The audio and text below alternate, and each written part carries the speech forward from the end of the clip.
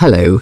Today we're in France, where Louvre memes are going viral, but the theft of France's crown jewels is piling yet more pressure on the ailing French government.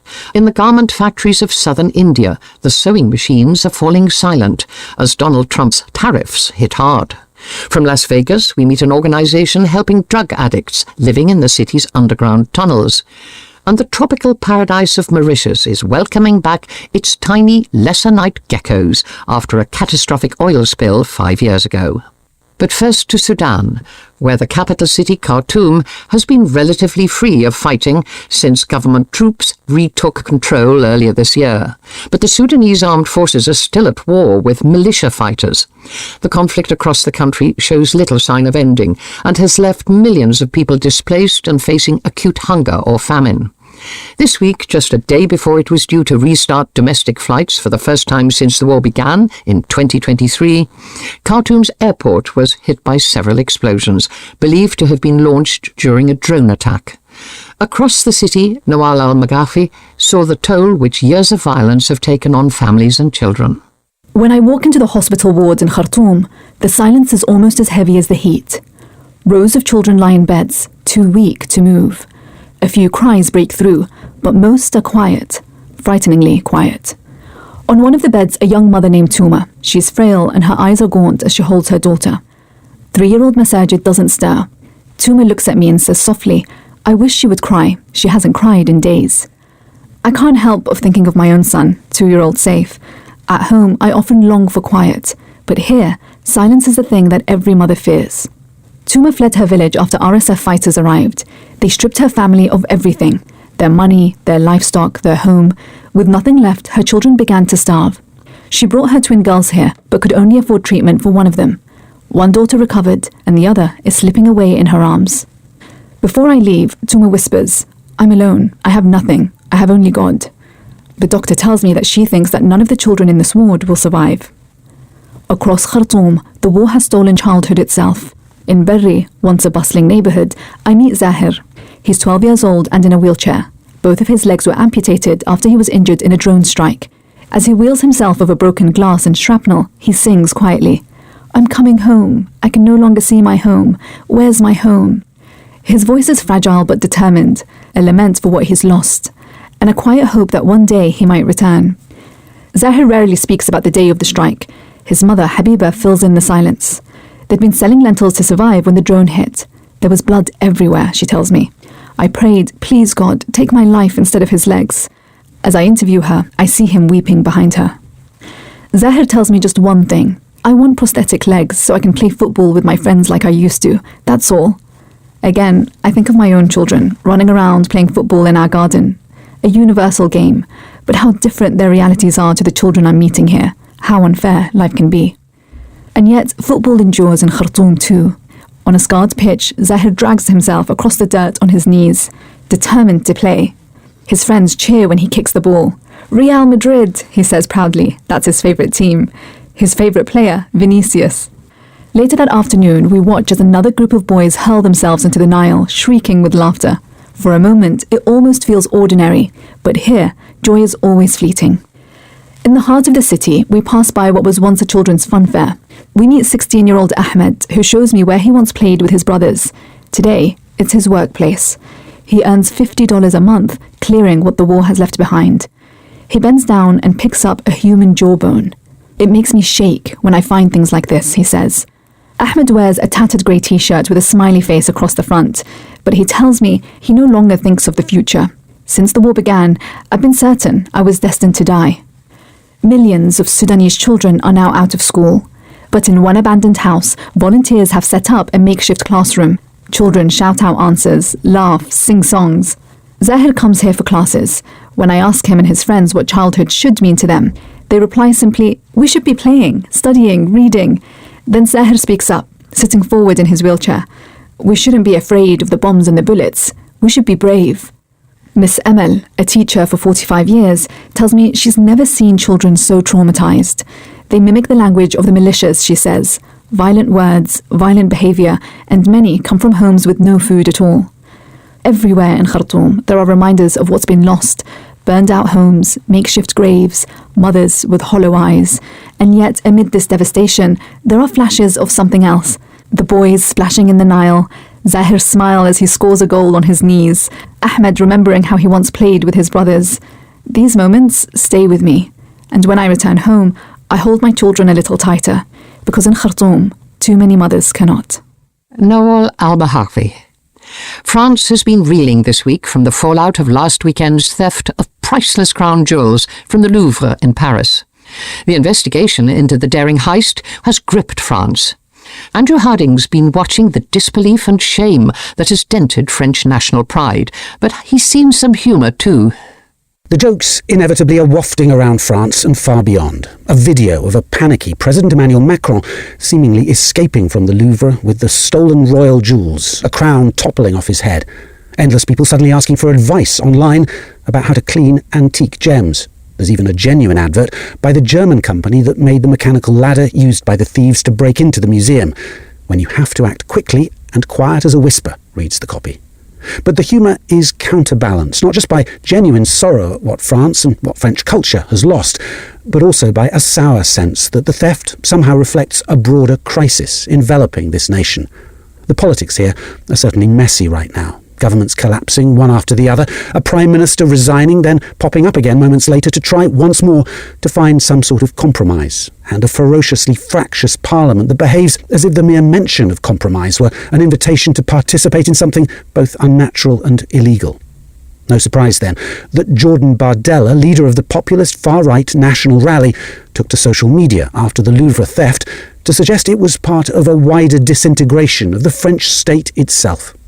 Of course, the jewels themselves tell a story of France's past political upheavals, not just the 19th century diamonds and tiaras of various emperors and empresses, but also the gems that were looted during the Revolution, when France's king and queen were sent to the guillotine, their crowns and necklaces promptly sold off or stolen and then, in some cases, recovered. France still talks about modern politics with the language of revolution, of republics and constitutions being ripped up and remade. And the tradition of street protest, often violent, remains an almost sacred part of public life here.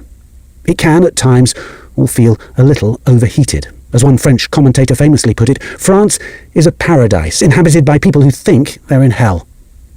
As for the National Rally, it is, or at least has been, on a steady and impressive rise here. It's now France's biggest single party, and it has its eyes firmly set on winning the presidency in elections that are supposed to happen in 2027, but which, given the current political deadlock, could, at a stretch, come before then. In the past, the rest of the French political spectrum has always united to block the far right from winning the presidency, but that's no longer something that can be taken for granted. Besides, the National Rally is moving slowly, unevenly, towards the centre ground of French politics. It's still more or less openly anti-immigrant and defiantly populist, but it's ditched its support for the Kremlin, toned down its criticism of the European Union, and distanced itself from its anti-Semitic past.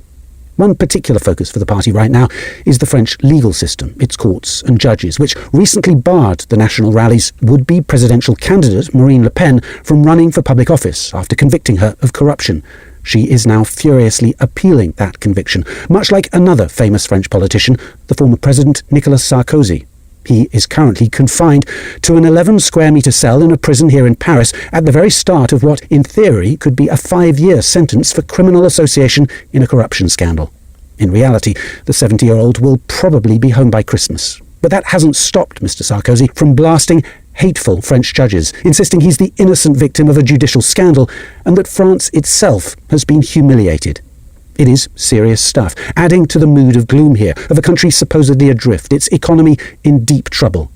But, as with the Louvre heist, the French public remains keen to show off its sense of humour as well as its outrage. Videos have been circulating online of Mr. Sarkozy's fellow prisoners shouting from their cell windows at night, taunting, teasing the former president. Artificial intelligence is being employed enthusiastically to imagine what's happening to him inside prison. In reality, he's in no danger. In fact, armed French Secret Service officers have been dispatched to the prison to stand outside his cell round the clock, much to the irritation of the prison guards who feel they're being undermined. If only the Louvre's jewels had been treated with as much care. Andrew Harding. In dealing with countries across the world, Donald Trump has talked tough on tariffs. arguing they were one of the best ways to protect American jobs and industries. But what does that mean for nations which depend on exports to the US? India has been making textiles and clothing for the world for centuries, but its goods are now less competitive for American buyers. The fear of a trade slump is real, and India's government is pulling levers to stimulate economic demand. In the run-up to the recent Diwali festivals, Archana Shukla saw some worrying signs. The first thing that struck me when I entered Krishnamurthy's factory was the silence, highly unusual for a garment factory, right before a festive season. It seemed work had stopped abruptly. Rows of tables with fabric and half-stitched garments stood bare. In one corner, bright rolls of cloth, reds, yellows, tiny cartoon prints, were stacked and gathering dust, a quiet reminder of what's been put on hold. This export factory in Tirupur town in southern India specializes in children's clothes and has long depended almost entirely on orders from big US brands. But with President Donald Trump's 50% tariffs on Indian goods, all of its clients have halted their shipments and orders. Just a few months ago, Krishnamurthy, a first-generation entrepreneur, now in his 60s, was in expansion mode. He'd invested heavily, doubled capacity, bought 200 new machines, and taken on 250 more workers. Like many exporters, he was betting big on warming India-US ties and the promise of a trade deal opening new doors. We were ready for a boom, he said, but everything flipped overnight. We are just making a few Diwali orders for local markets. It is just to survive. I still have to pay my workers. Krishnamurthy's words lingered as I looked around. Nearly 60 workers, men and women, sitting idle. Their faces tense, eyes showing quiet anxiety. Right before what should have been the most hopeful time of the year, Diwali, which usually brings bonuses, gifts, celebration, this year they're just hoping to hold on to their jobs. This anxiety stretches across Tirupur, the small dusty town that powers a third of India's $16 billion garment exports. Every factory here supplies to someone big, churning out millions of pieces a year. At 50% tariffs, an Indian-made shirt that once sold for $10 will now cost American buyers over $16, far more than those made in China, Bangladesh or Vietnam. Just along the road, I stopped at another factory, Raft Garments. The owner, Siva Subramaniam, stepped out of his corner office to meet me. He looked composed, but clearly exhausted, his phone in his hand. He told me he'd been on calls all morning with his US clients, still negotiating over who would bear the new tariffs. Everywhere I looked were stacks of sealed boxes, nearly $1 million worth of branded underwear meant for a top US retailer. This order may never leave. It's a loss we'll have to bear, he said quietly. The Indian government says it's stepping in, promising credit support for small businesses to stay afloat. And then there's tax cuts to boost local consumer spending. Taxes on a range of goods, from electronics and kitchenware to bikes and cars, have also been cut. It's all carefully timed. This stretch from Navratri to Diwali and into the wedding season is when Indian shoppers traditionally open their wallets. Back in Mumbai a few days later, I visited Crawford Market, the city's biggest wholesale and retail hub. The Diwali market was buzzing. Bollywood songs blared from loudspeakers, and the smell of incense, fried snacks and sugar syrup filled the air. A scooter showroom there was packed. After the tax cuts, two-wheelers are 10% cheaper now. The dealer, who was busy handling his delivery schedules, told me sales have jumped 30% this month. It's the best festive season we've had in a while, he said, smiling. But will it last? Karthik, a young man in his 20s, selling strings of lanterns, shook his head. People are buying, he said, but carefully. Fewer, smaller items. With the uncertainty, people seem more inclined to save than spend. As I leave the market, the sky is a blur of fireworks. I watch a little boy point excitedly at a box of sparklers. His mother hesitates, then nods and buys it. It's a small moment, but somehow captures the hope, the caution, the need to keep the wheels of the economy turning, one purchase at a time. Archana Shukla. Next to Nevada in the US, which has not been immune to America's opioid epidemic. Drugs like fentanyl have killed hundreds of thousands of Americans in recent years, and in the city of Las Vegas, a particularly vulnerable substance-using group are the homeless people who live in the city's underground tunnels. Linda Presley joined a local organization, Shine a Light, as they ventured underground with the offer of help to those wanting to make a change. Shine a light! Rob Banghart calls into the abyss at the entrance of one of Sin City's vast concrete storm drains. We wait on grubby gravel strewn with the detritus of human life, fast food wrappers, a frying pan, a rusty abandoned wheelchair lying on its side.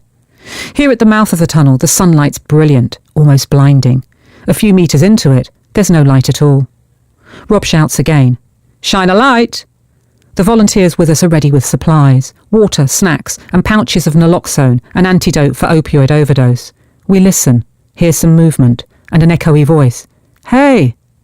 Then the scrunch of footsteps, and emerging from the obscurity inside the storm drain is a man in a raggedy vest top, long shorts, and ancient sneakers. This is Tim. "How are you doing?" Rob asks him.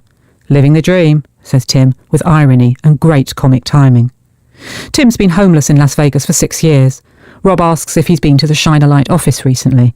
It's where Tim, and anyone like him, can drop by and get food and clothing. And if Tim wants, Rob's organisation would also support him to get treatment for his addiction and access more permanent housing.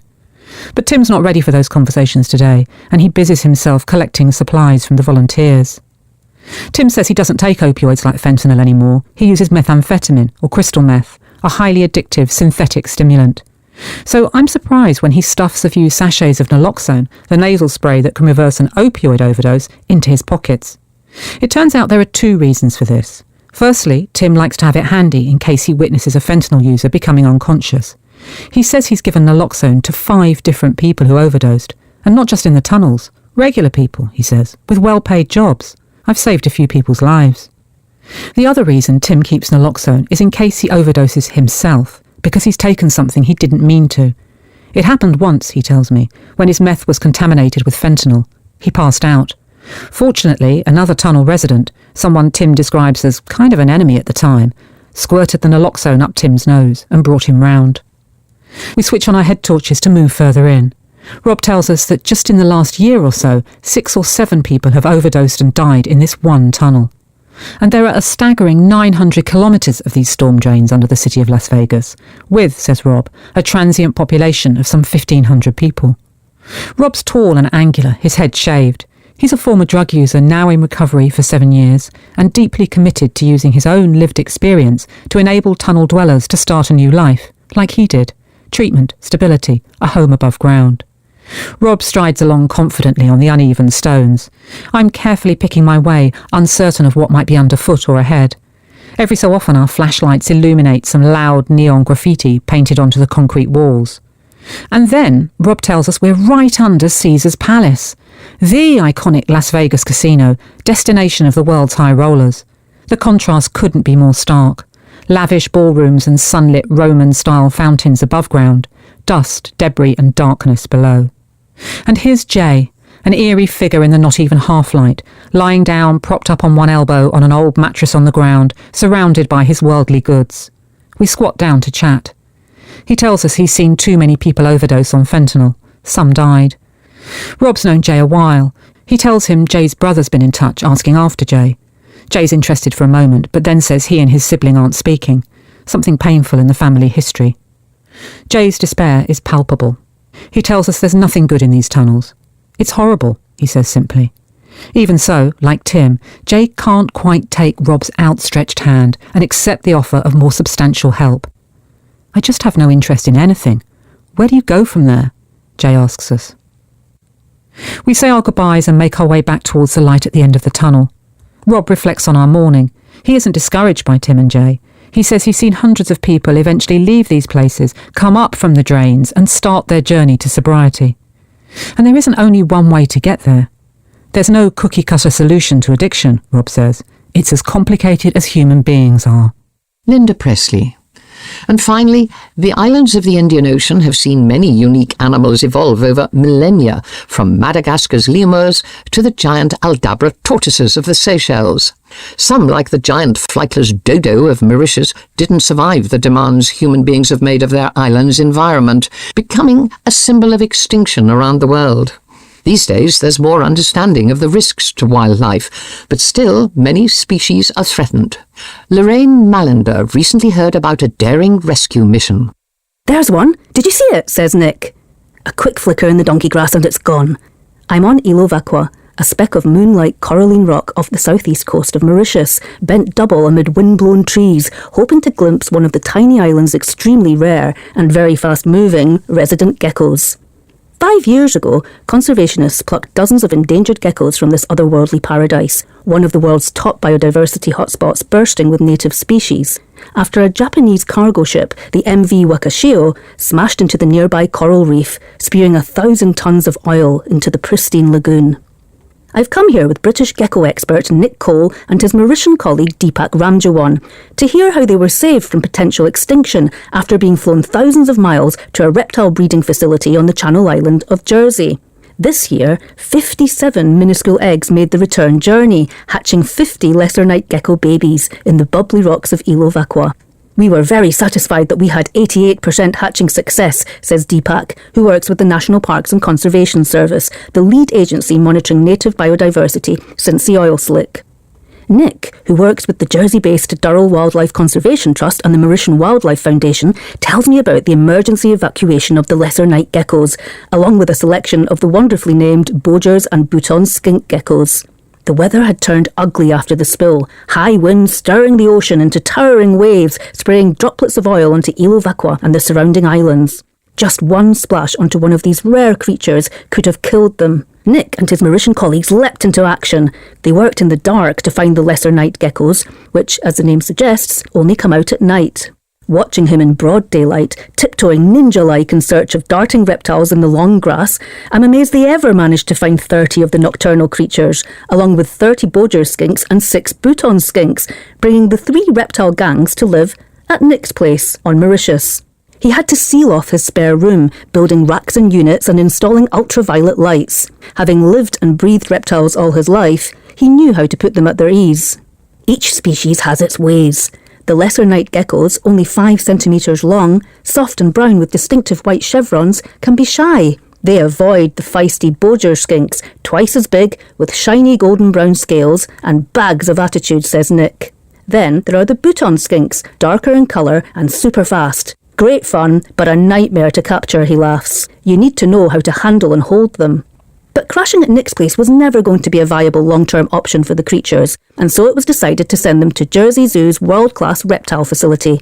At that time, the world was still in COVID lockdown. Nick managed to secure the loan of a private jet from a local businessman, packing the VIGs, that's very important geckos, in egg cartons in thermally insulated crates for their long-haul flight. The team at Jersey Zoo have created what they call ARC populations of the 3 species, aiming for a phased return of eggs and adult geckos. It's all about preserving the gene pool, which will help them cope with challenges like rising temperatures after their return to the wild. But why go to such extremes for a bunch of tiny geckos clinging to some far-flung rocks in the Indian Ocean? Because these delicate ecosystems also support humans, says Nick. Remove one, and the system starts to crumble, creating cascades of extinction. The more we can restore, the better it is for humans. On the boat back to Mauritius, I survey the rolling bamboo mountains, imagining those distant days when dodos still roamed the land. The birds were doomed to extinction, but the geckos are still here. Long may they remain. Lorraine Mallinder. And that's all for today. We'll be back again.